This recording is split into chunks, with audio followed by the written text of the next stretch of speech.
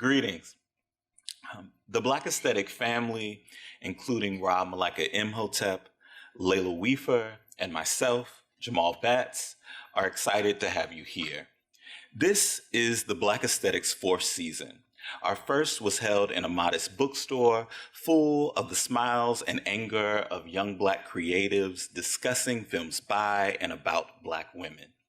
Since, we've had 2 seasons featuring the works of Bay Area and LA-based filmmakers who've joined us to talk about their unique visions. These films and screenings have inspired the publication of 2 The Black Aesthetic books. The 3rd is in the works. Tonight continues our collaboration with BAMFA's Out of the Vault series, an opportunity to delve into the museum's archives and screen what we hold to be gems, rarely seen or never screened in this space. We've entitled this season Black Interiors, as the films we've selected highlight the life worlds of Black peoples, too often denied them in normative modes of cultural circulation. We define intimacy, tonight's theme, as a tight and imperfect space, full of possibility. Tonight's films linger on the line between the Black interior as, on the one hand, the internal complexity of the Black psyche, and on the other, the arrangement of the home, Black domestic space. Black feminist essayist Elizabeth Alexander speaks to the inextricable nature of this play on Black internal and external life when she writes that, quote, "The self is made visible in the spaces we occupy, in literal Black interiors, the inside of homes that Black people live in," end quote. Black people have long been profoundly disconnected from ideals of domesticity, home life, and its terms, mother, father, child. It might be said that the films we will view tonight are attempts at keeping the Black head and home together.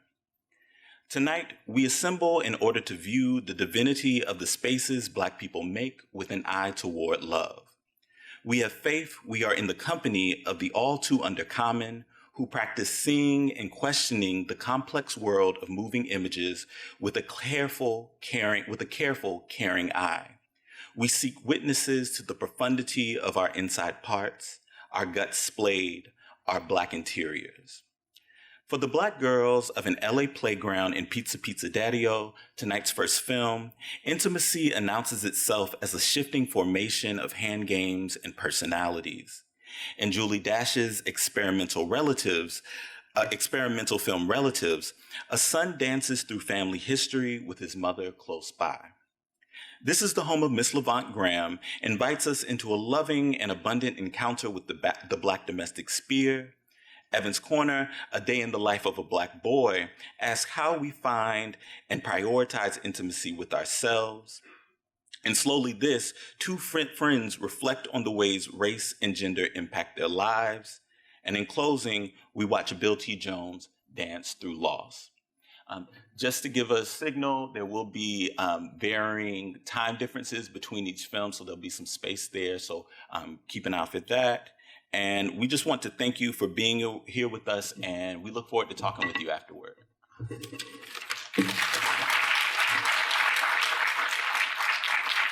How y'all feeling? Should we take a collective deep breath? Should we just inhale? Exhale. Thank you. Wow, welcome. Thank y'all for being in that experience with us, for engaging these Black interiors with us. Leila Weefur, our other collective member, couldn't be with us today, and so she sent a short statement that I'm going to read before Jamal and I dialogue for a bit. Sorry I can't be there with you, but I would love to share these thoughts on tonight's selections. How apropos is it to gather together in darkness to witness the permutations of Black intimacy through the most intimate of spaces, the Black imagination. It was in a movie theater not too different from this one where I discovered my own Evan's Corner, a place hidden in plain sight where I could sit among other bodies, a place where, unlike home, I could take a pew, but unlike church, I could take a pew and find solitude without asking permission from God. It was in a theater where I first realized the many ways Black people dream, the many ways we dream in lieu of sleep. Black intimacy is a confection of dreams, be they dark or sweet, a delicacy made up of ways of being in our memories within a parallelism of collective intimacy and an intimate solitude.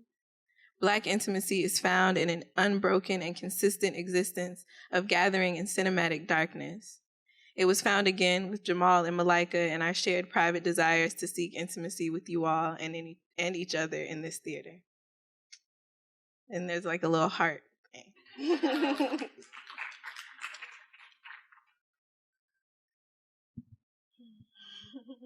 So where to begin? I guess we could start by talking a little bit about. I'm really interested in how the kind of choreography of the films, the way that we decided to put them in order, how that affects the viewing process. Because one of the things is we select the films, but we're not exactly, and we have ideas about how they speak to one another. But I'm wondering about if we could speak to some of the ways that we're seeing these films in contact with one another.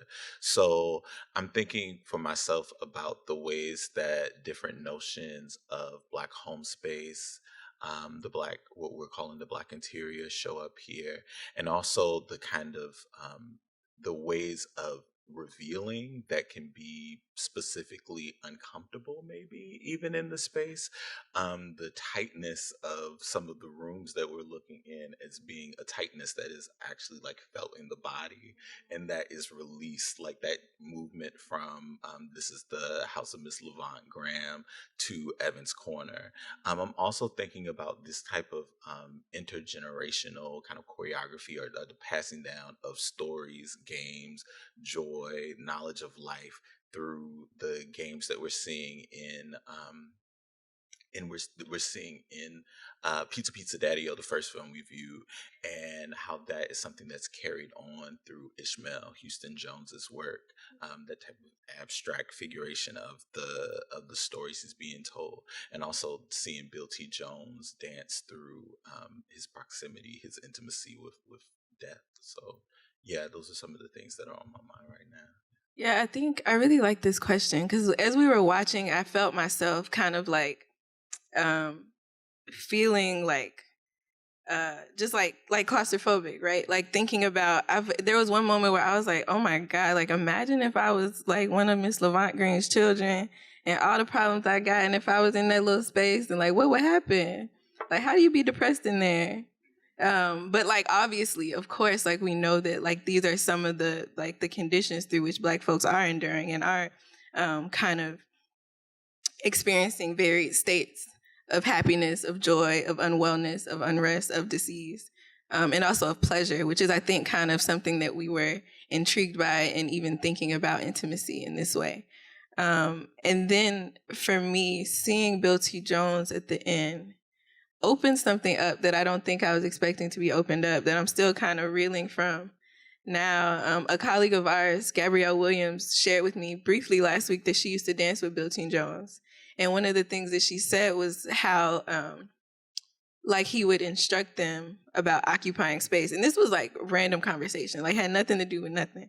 But just having that in my head of her talking about his choreographic awareness of space and the way that he saw space is like he wanted his dancers to have very specific opinions about the space they were moving through. And seeing him kind of in this open Black space, seeing the way he cuts through the space, seeing the way like he rolled, like something about that loosened up something that in my kind of like film body had been constricted by the earlier films. And I'm still kind of trying to process what that experience is, but it just feels really interesting to inhabit right now. It was interesting because there's this type of unexpected, maybe at least for me, proximity to death that Pizza Daddy-O begins with, where there's all these songs about death, reckoning with death at a very young age.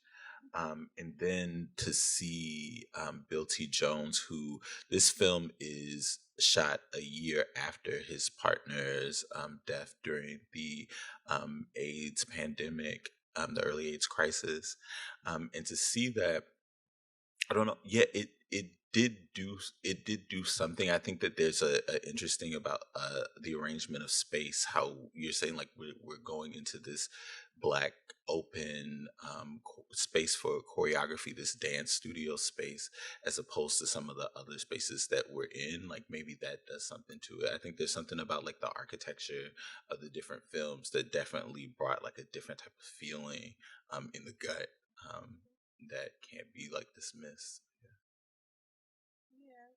And there's also just a lot of a little part of me wants to think out loud with you about just what feels important, like what makes like the interiors, what makes Black intimacy worth convening around, like what makes it worth thinking through, what makes it a worthy like curatorial topic in your mind, in your heart. I think for me, these films, Pizza Pizza Daddy-O, This Is the Home of Miss Levant Graham, Ishmael, because it's like intimacy is both content and form, right? Like we're seeing and glimpsing these moments of like for me, part of watching This Is the Home of Miss Levant Green is like, wow, they really had like cameras all up in these people's face while they were asleep. Like there's a way that there's almost this like probing of Black intimacy, right? We can think about the ways that Pizza Pizza Daddy-O, while that's like footage I'm so grateful to like have access to have seen, to think with now, is like super anthropological, like by design. But there's still something about what it presents us as curators, us as like Black contemporary thinkers and creators, with the opportunity to behold Black intimacy and to share it, to invite other folks into it. And so I guess I'm curious. Yeah, I think that we're in a specific time where some of the cracks and fissures of Black culture are being made public in a certain way.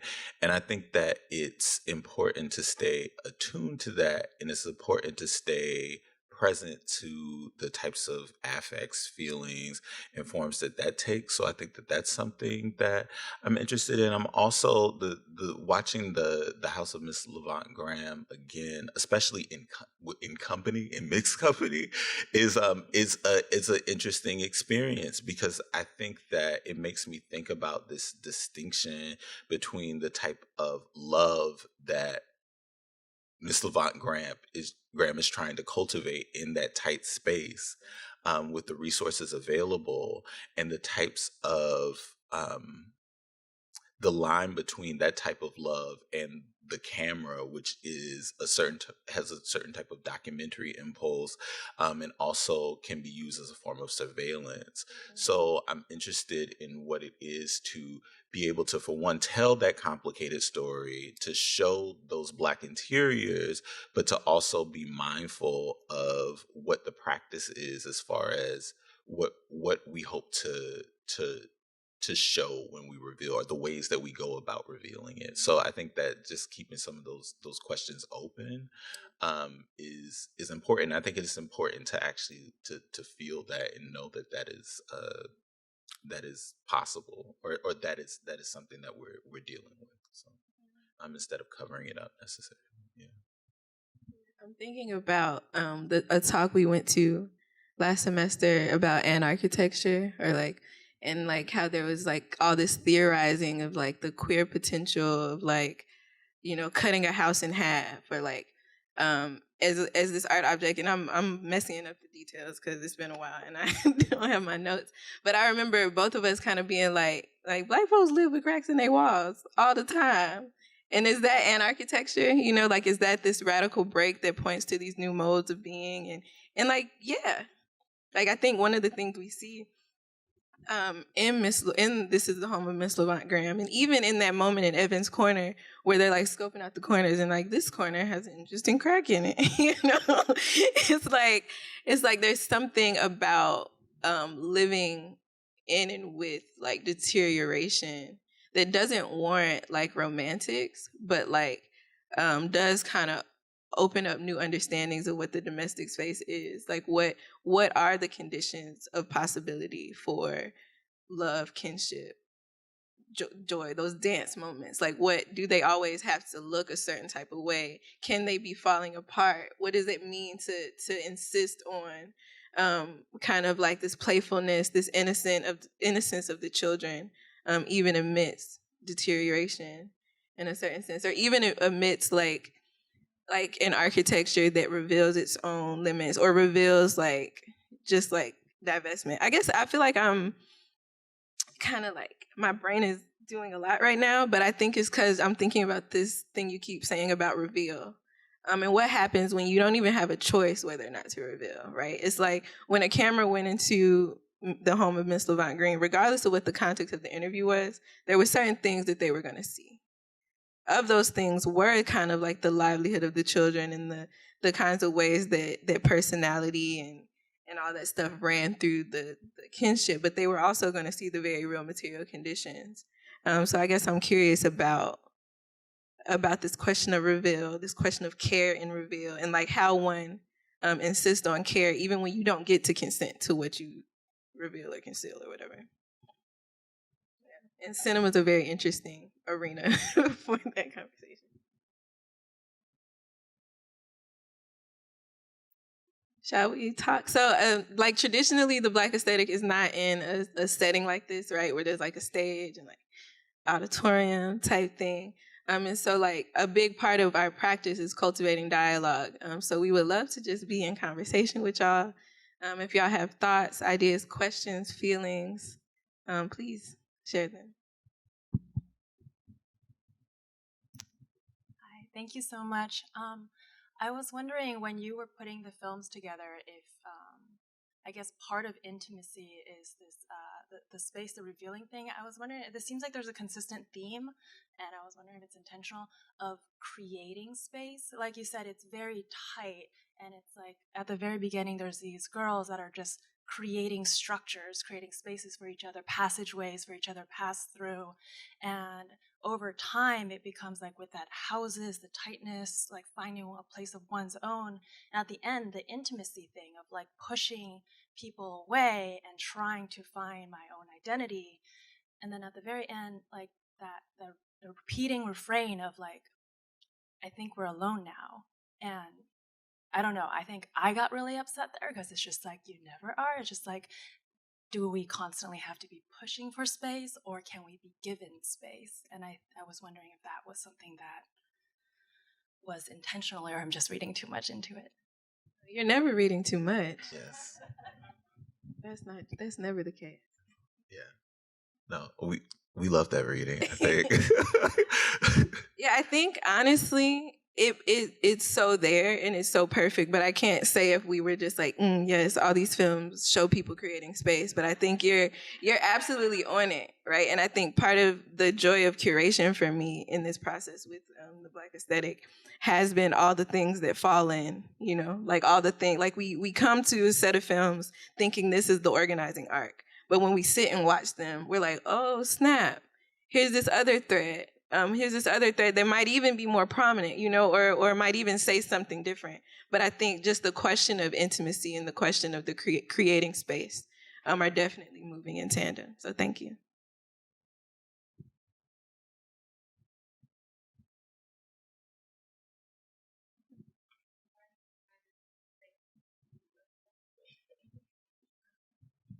When you were curating which pieces to have be a part of this and talking about intimacy, where was that kind of like that line in the sand of where you were defining something as really highlighting intimacy, and how like as a collective were you I guess defining, if you were trying to define that, what intimacy is or isn't, and other films as in comparison to these films, and like how did you make those decisions?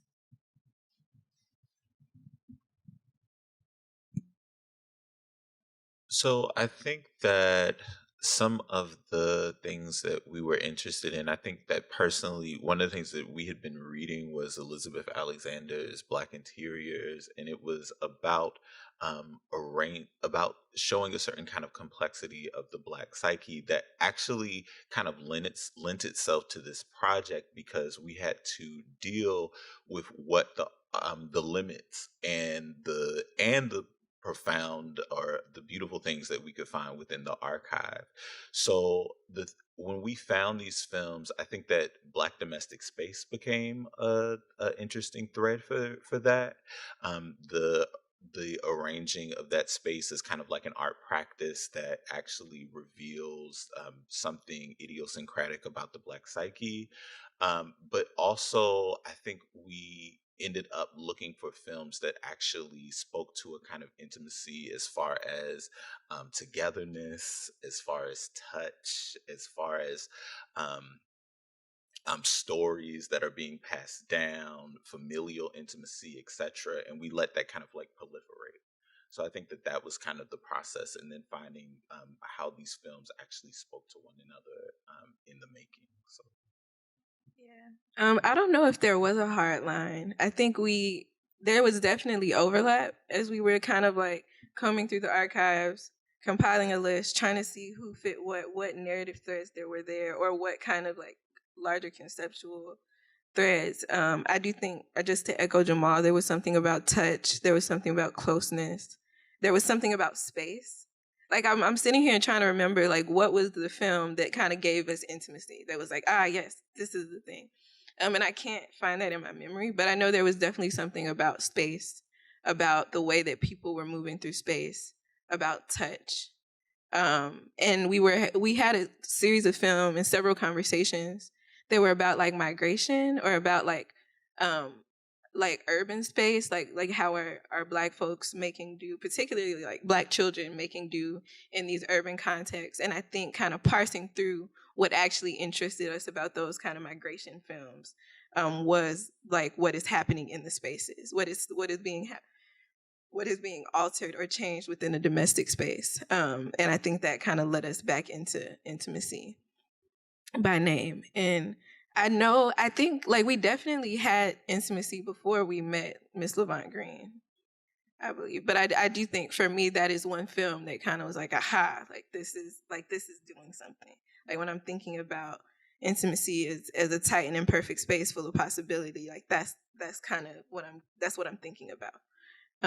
But yeah, I don't think there was a super hard line or any films where we were like, well, we definitely made those decisions. Like this is saying it's a little something different. Like this isn't necessarily saying that, but I think it kind of was less formulaic. Yeah.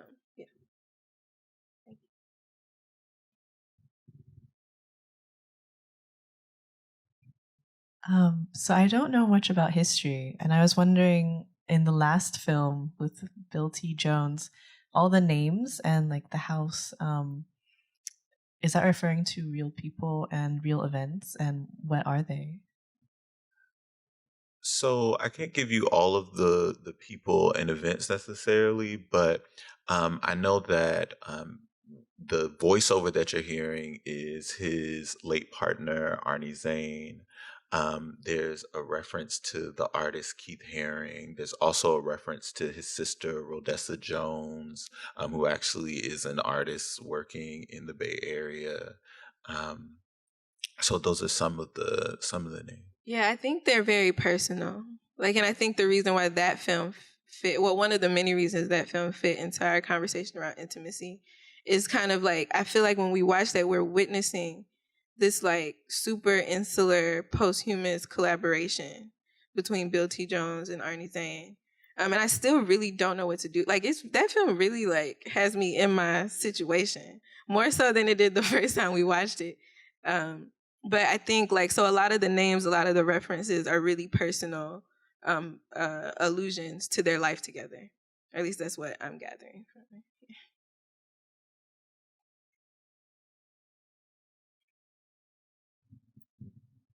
Thank you very much for the selection of the films. And we're wondering a bit more, if you can talk a bit more about the process of curating these films.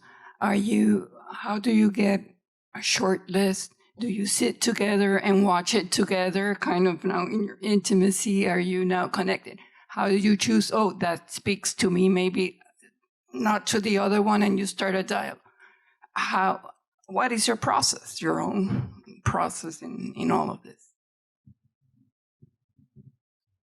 lots of intimate screenings. So it started out of a series of conversations with Kathy, and then led to some like searches through like some online searches through the Berkeley Film Archive. Separately and together. Like sometimes in meetings we're like looking through together, you know, talking about like, do you search Black? Do you search African American? Like you find different things when you go in different directions. Then from there we have a long list. We send the long list to Kathy. Kathy's like, okay, you can't look at that. This is out of like, so it's kind of like a series of kind of lists and revisions. Once we get kind of a list of things that are pullable that we can watch, we would break down. I think we had a couple screenings. Some in here, like we had like a lot, and then some of them were super intimate, where it's like two of us in the like small room downstairs with the film machine thing, watching on a really tiny screen. But so it's definitely like different, like stagings of these different intimate encounters, which is I think why sharing it, as Jamal said, in mixed company is a whole other experience, right? Because there are aspects of This Is the Home of Miss Levant Graham that when I'm watching it alone, I'm just like, oh, this is so great. But then when you're in the theater, you're like, oh my God, they really beating that child.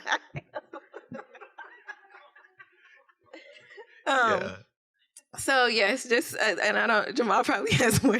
No, and then there was definitely a cutting process. I mean, there were other themes that we had chosen that actually would have worked, but I don't think that they would have had the types of depth and complexity of this screening. I think that it was better for us to go around these kind of broader themes than it was to say I think once we had a film screening on childhood, we were going to think about and that's important, but I think that we still got that aspect here, like the notion of the Black child, but we also got the Black family, the Black mother, the Black father. So I think that it gave us a wider array of films to work with.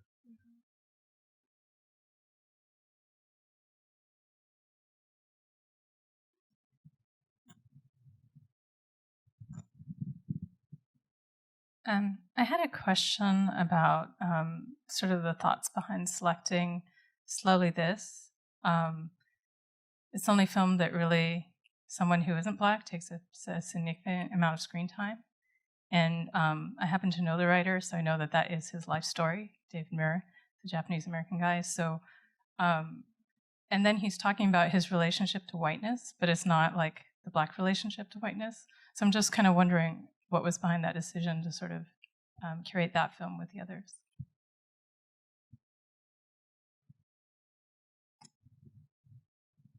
Yeah, thank you for that. Yeah. You got something?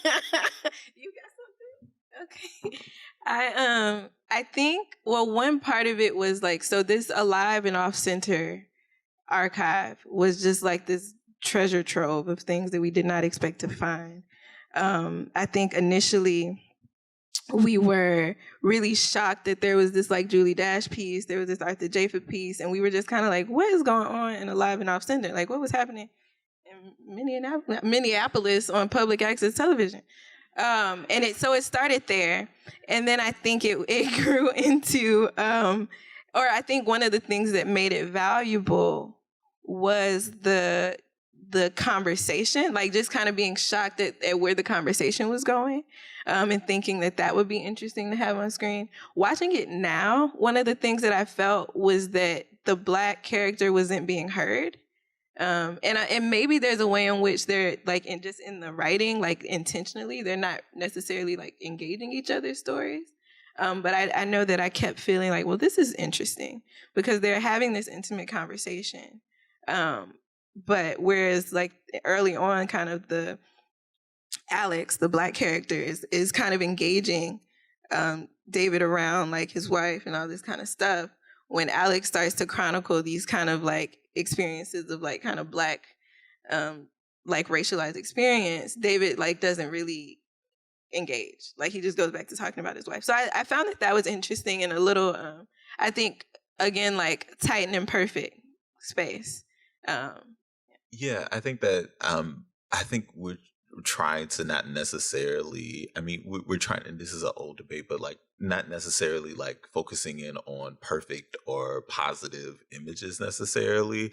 And I think that one of the things about that film is that there's so much nuance within that conversation that I that I find some of it to be profound and useful. That conversation about anger and somebody holding on to your anger for you, so that you know you're in community with that person. I find that to be profound. But I'm also interested in this. Both of their concern about the white wife, like, you know, as this person that needs protection in a certain way. So that's interesting to me. But the other thing about the film so I'm interested in kind of the nuances and the complications of that conversation, the way it's shot, the kind of slowness of how it kind of steeps you into this conversation that you might at first find completely boring, that you might not be able to find a connection with, but you find yourself entranced by after a while. So I find like the kind of choreography of that scene to be really interesting. And then all of these Black cultural luminaries that are in the background who are actually like the kind of progenitors of a lot of the thoughts and conversations that we're allowed to have now, like Bell Hooks and Isaac Julian, etc., who are in the background. So I think that those are some of the things that definitely drew me to the film. And the fact that, I mean, why haven't I seen that? Why haven't I heard it? You know, it's just like, so it's like the ability to show it is something that I don't think we could pass up. So yeah. And then I think another part of the conversations we were having as curators was like, so are we, like, how do we feel about the fact that a lot of the footage we're showing is not made by Black directors? Like how are we going about like holding that? How are we going about holding the work of Black creators as we do this? And I think encountering these pieces by Julie Dash, by Arthur Jafa, in this unexpected kind of treasure trove in the archive, just created an opportunity to think about what it means to really take seriously their treatments of Black interiors, even when they come through not the most kind of, they're not as explicit as some of the other works, but like as we were saying before, the other works are anthropological, right? So there's a way that gaze has a very intentional goal that allows for something, but might lose some of or just takes a different creative license. And I think we felt like it was important to include the ways that like Black directors were moving with and around those themes as well.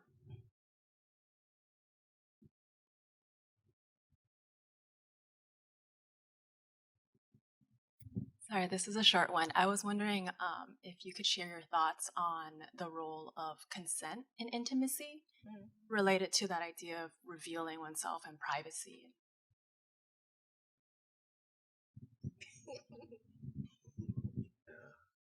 yeah.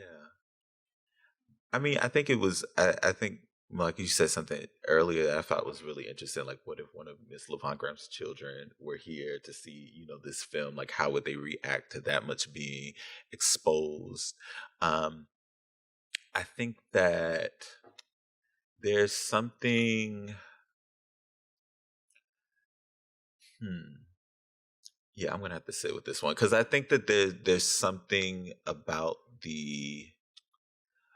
there's something that the film offers, or we felt that it offered for us in the viewing, that we found to be extremely important. The types of origin narrative around the types of consent that was or wasn't given to this film and the way it was constructed is something that we don't necessarily have access to.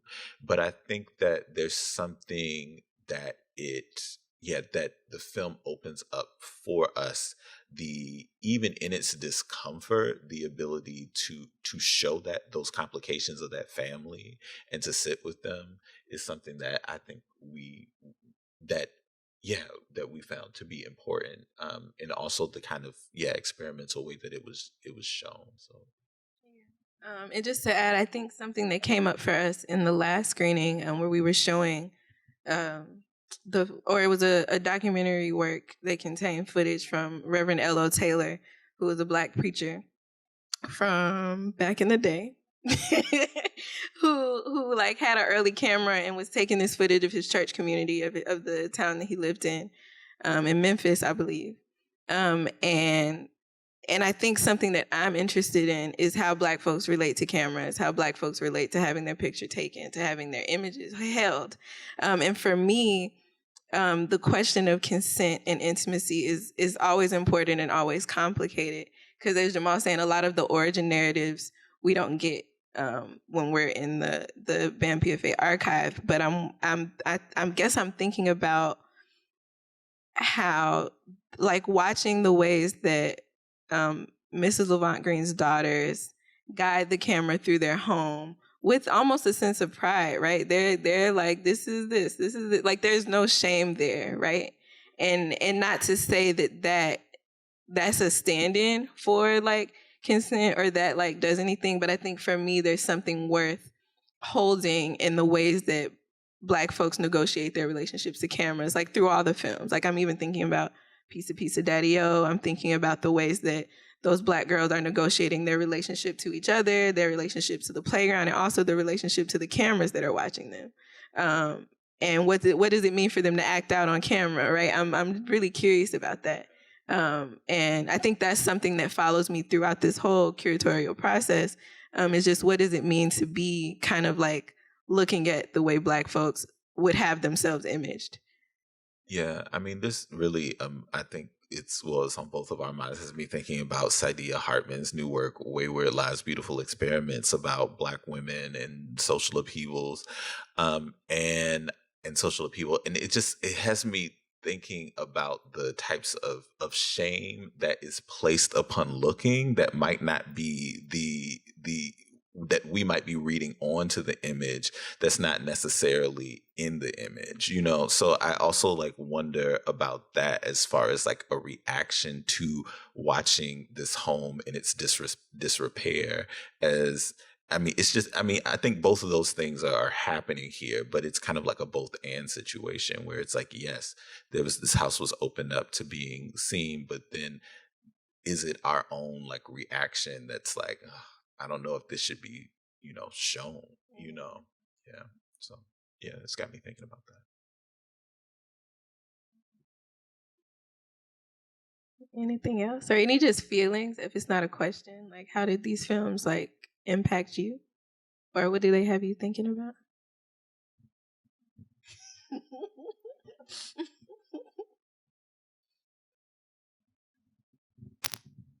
Thank you.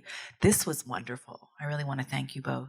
Thank you all for curating this. All of these brought either some childhood memory back, some experience that had been missing. The House of Ms. Levant Graham, we talk about the disrepair, but it's the amount of community. I've had community like that. I don't have it anymore. So it was like this longing for that experience again. You don't care about the stuff that's not in the house because you're together. So it's really just to me, it's a rich film in that. And then slowly this really affected me, but not for the conversation, because at some point I zoned out on the conversation and I started to become relaxed with the background being replaced with people of color. I found it interesting that I was concerned about them talking about race in a room full of white people. And then when the room became a Black room, it was almost like I've let go of something. And it was just constantly looking in the background to see what changes were going on. So it was really, really interesting that whatever they were talking about became like their own personal conversation, but it's the space that they were having it in, the way that changed, how my emotion changed, the level of comfort changed with that. So that was really, really interesting. I think I appreciated that one the most. Yes. Thank you.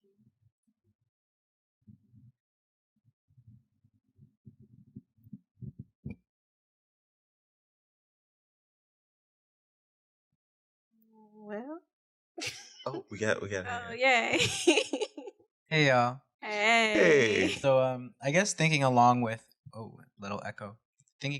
Wayward Lives, I really appreciated the curation, obviously, especially the fact that, like Malika said, the idea that, I'm just really appreciative that, we're watching these like old anthropological videos alongside Arthur Jafa, Julie Dash, right? Because I think something that Hartman is trying to figure out in Wayward Lives, right, is like, what does it mean to like her words, right, to like respect the archive and like just deal with it and all its like fucked upness, and like where does that position us? And I think that's how I'm feeling right now. I'm like really appreciative that y'all have trusted us to do that work ourselves, right? Of like really considering these films as a whole, and you know the sort of interrelatedness, and really attending to the questions that they present. So, thank you for that. Thank you.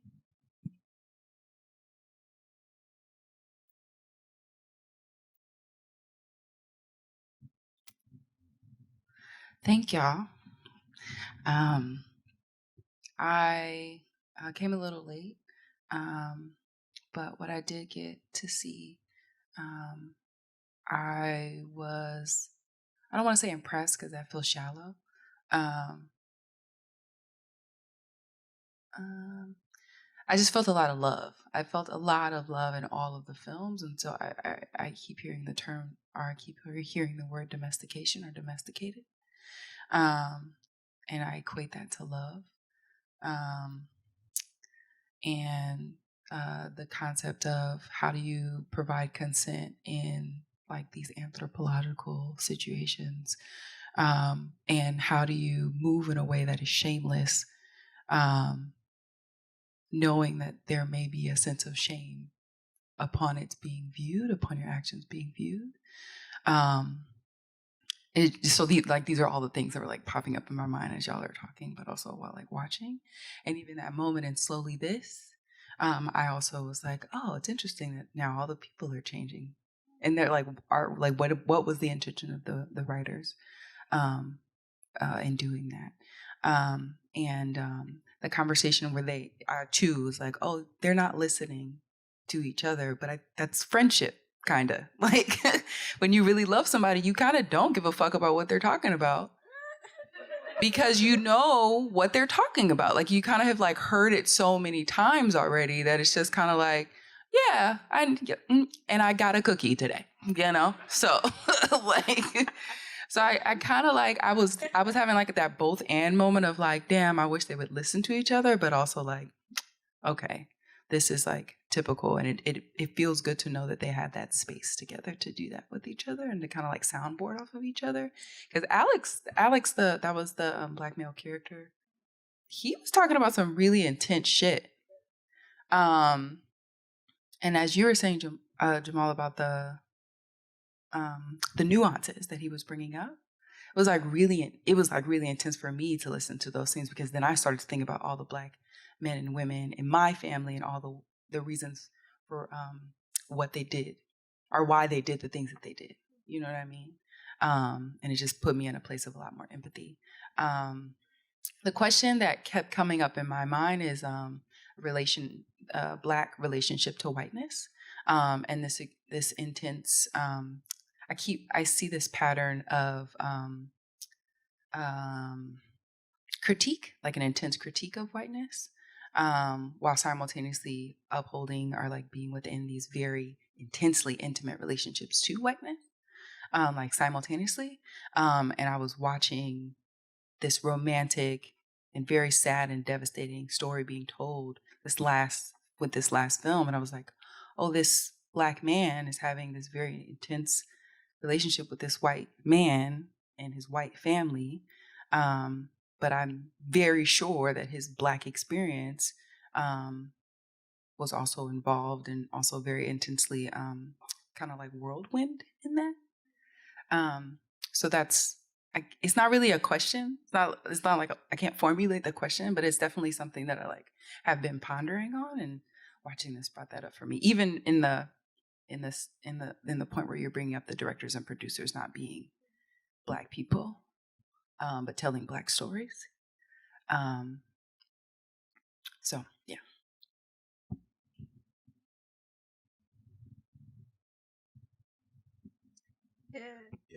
Yeah. Thank you for bringing that up. I think I don't. This is just an aside, maybe, but we saw Rhodessa Jones speak about Arnie Zane's passing and being in the room with Bill T. Jones, and how close knit those two families were. How his mother was on the phone, like giving spiritual advice during that moment. And it's this really beautiful and intense story, and I think that film kind of brings that back up for me. Just like, yeah, yeah, that love was really intense. So Yeah, it's so real, and I think, like, to say the least, I think Jamal and I both have very complicated relationships, or to whiteness, or ideas about our relationship. You know what I'm trying to say. And so I think that's definitely something that's in the room. And I think what I'm feeling now, and part of my like shookness, is just reckoning with just kind of the intensity of the way that Bill T. Jones is able to transmit feeling through this kind of abstract, choreopoetic happening, to where all those things that I have, like all my things, all my hangups, get kind of like pushed into another place because I'm with him in that moment. And when that heart stops beating, I'm there too, you know? So I think there's some really interesting, like I'm really invested in kind of this isn't saying what I wanted to say, but like the work of Black talent, or what is the way that like the black body in artistic production can change us, can impact our bodies despite the kind of context in which they're performing, or not despite, but like you know, like in spite. I don't know. Language is weird, but yeah. So like yes, and thank you for bringing that in.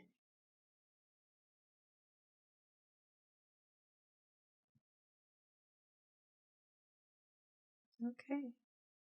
Oh, Jamal, you got something to say? Well, not, I'm just thinking of things at this point. But I'm also just thinking about the fact that we're watching the work of like two Black gay male dancers who are abstracting or taking hold of their family stories, and expressing that. So that was just something that was on my mind, just like the context of that, to have Ishmael Houston Jones telling the story and having this deep relationship with his mother, who is herself this type of idiosyncratic being, and Bill T. Jones as well. So yeah. Ishmael Houston Jones is that his name? His voice is so, I don't think there's something about it and just like the interplay of his voice and his mother's voice that I really, I don't know, was held by. And he's like, give me a minute. He's like, okay, you just dance your little heart out. Like it was so precious. And for me, like the intimacy in those moments, like the intimacy is just him telling this family story, him giving movement to this photograph, him carrying his mother, but it's also the play of their voices together. The play of even Arthur Jafa and Julie Dash, like as director and cinematographer on that piece. Oh yeah. So Arthur Jafa was the cinematographer on Relatives, and then director, and you see Julie Dash in Slowly This. Yeah. All right. And that's a way in which the archive is kind of like holding the past, boy. The archive is holding that moment. But there's something that I'm curious about in the just kind of the workings of Black intimacy in the production of those two works in particular, but probably in a lot of works. It's one thing to think about like Black intimacy as the content, but what about Black intimacy as the form? It's something that I will be walking away from screening with.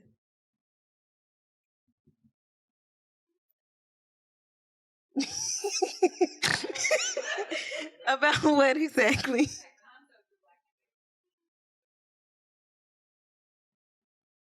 Yeah, I mean, it's new. I just thought of it. but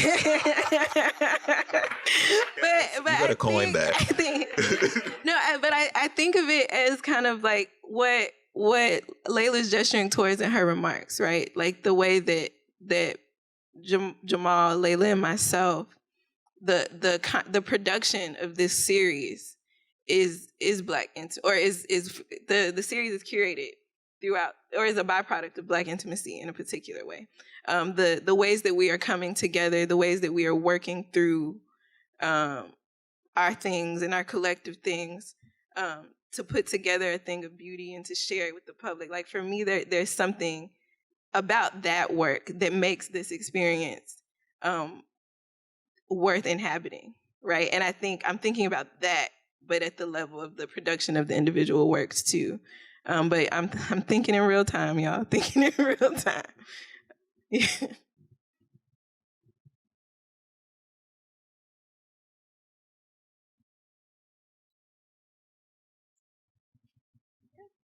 Well, if there are no other questions or comments, we would like to thank you for coming out to Black Interiors Intimacy. We have another Black Aesthetic screening, our last of season 4, on Thursday, April the 4th at 7 p.m. That is Black Interior Sweat, which is about Black working people and the relationship, labor, and the relationship between Black radical movements and Black movement. Yeah. So we hope to see you then. And everybody get home safe. Thank you.